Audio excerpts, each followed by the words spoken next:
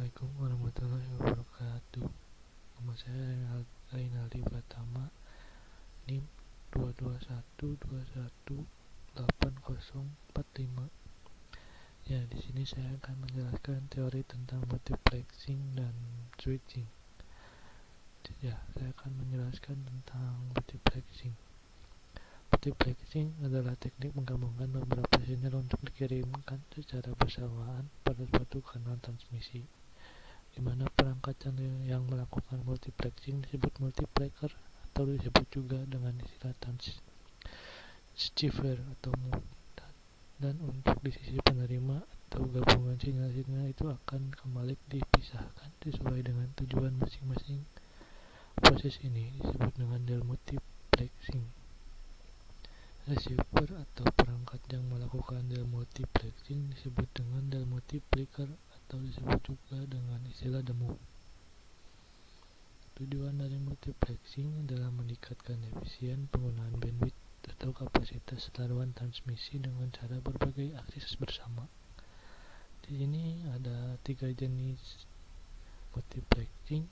Ya, pertama adalah FDM, Frequency Division Multiplexing, kedua TDM, Time Division Multiplexing, dan ketiga WDM, Wave Division Multiplexing. Ya, saya akan menjelaskan VDM terlebih dahulu atau Frequency Division Multiplexing. FDM adalah teknik menggabungkan banyak saluran input menjadi sebuah saluran output berdasarkan frekuensi. Jadi total bandwidth dari keseluruhan dibagi menjadi sebuah saluran oleh frekuensi. Prinsip dari FDM adalah pembagian bandwidth saluran transmisi atas sejumlah kanal atau dengan lebar pita frekuensi yang sama atau berbeda, di mana masing-masing kanal dialokasikan ke pemasangan entitas yang berkomunikasi. Ya, seperti ini proses dari multiplexing. Dari user masuk ke amplitude modulation with carrier, langsung ke sinyal carrier digabungin, dari situ langsung masuk filter sinyal carrier lagi, dibagi dua lagi, langsung masuk ke amplitude, langsung ke penerima. Ya, contoh dari penggunaan FDM ada pada jaringan telepon analog dan jaringan satelit analog. Selain itu dasar FDM digunakan dalam teknologi saluran pelanggan digital yang dikenal dengan modem ADSL atau Asymmetric Digital Subscriber Loop. Yang kedua, Time Division Multiplexing atau TDM. TDM yaitu terminal channel pemakaian bersama-sama kabel yang cepat, dengan setiap channel membutuhkan waktu tertentu secara bergiliran atau round robin time scaling. TDM menerapkan prinsip panggilan waktu pemakai saluran transmisi dengan mengalokasikan slot waktu atau time slot bagi setiap pemakai saluran user. Artinya bandwidth yang ada dipisahkan menjadi channel-channel kecil atau baseband berdasarkan waktunya. Salah satu permasalahan utama dari TDM ini adalah bandwidth yang dialokasikan ke sejumlah koneksi hanya dialokasikan ke koneksi tersebut, baik yang sedang digunakan maupun tidak. Jadi kita tetap membayar untuk kapasitas yang tidak digunakan. Hal ini mengakibatkan TDM cukup mahal. Dan TDM dapat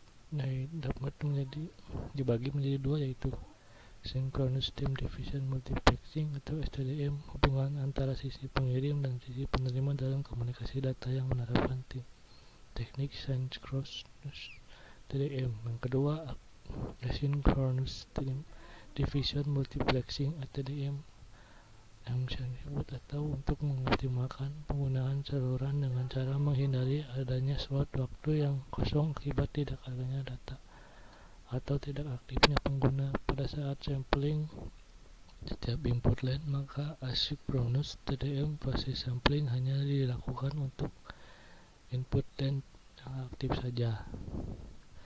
Ya, ini adalah proses asynchronous TDM seperti ini, dan ini synchronous TDM siklusnya.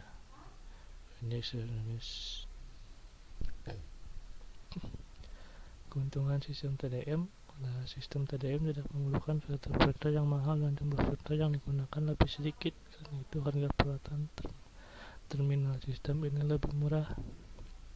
Kedua, kabel yang mempunyai spesifikasi rendah, misalnya kabel yang digunakan untuk frekuensi pembicara atau VF, masih dapat digunakan untuk sistem TDM karena regeneratif reparating dapat menghilangkan pengaruh buruk dari noise, kecacatan atau crosstalk.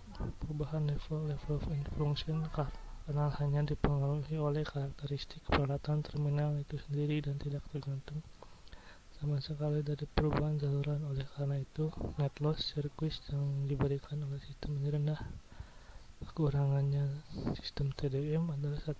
Pemborosan bandwidth. Setelah memiliki slot waktu yang telah ditentukan sebelumnya. Nomor 3. Multipath distortion.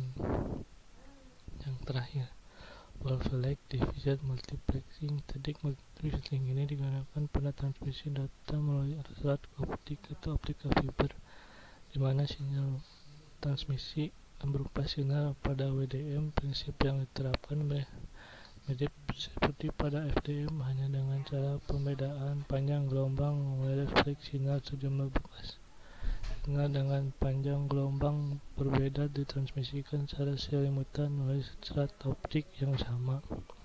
Dari jenis multikode optical fiber dalam teknologi berkomunikasi fiber optik, WDM adalah teknologi yang memultiplek banyak sinyal pembawa optik di satu saluran fiber optik dengan menggunakan panjang gelombang atau warna dari cahaya laser untuk membawa sinyal yang berbeda, sedangkan di FWDM digunakan di pembawa radio. Penggunaan teknologi WDM menawarkan kemudahan dalam hal peningkatan kapasitas transmisi dalam suatu sistem komunikasi serat optik.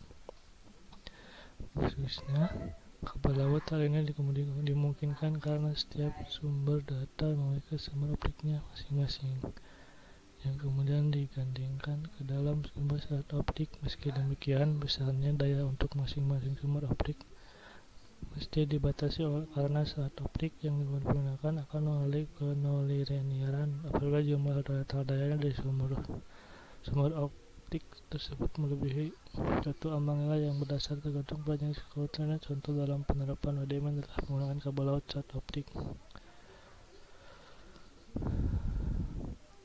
Keuntungan WDM adalah kapasitasnya mengirim data yang lebih besar. Transmisi data melalui serat optik dapat berjalan dengan kecepatan 2,5 sampai 10 GB per second, lebih cepat dari media transmisi lainnya. Kelebihan WDM adalah membutuhkan biaya yang mahal untuk pemasangan dan perawatannya. Ilustrasinya seperti kayak gini. Di user, ini multiplekernya, ini bit pertama, ini demultiplier, ini mainframe-nya. Dari mainframe ke demultiplier, ke multiplier, ke user lagi, dari user ke masuk ke bit, seperti itu alurnya.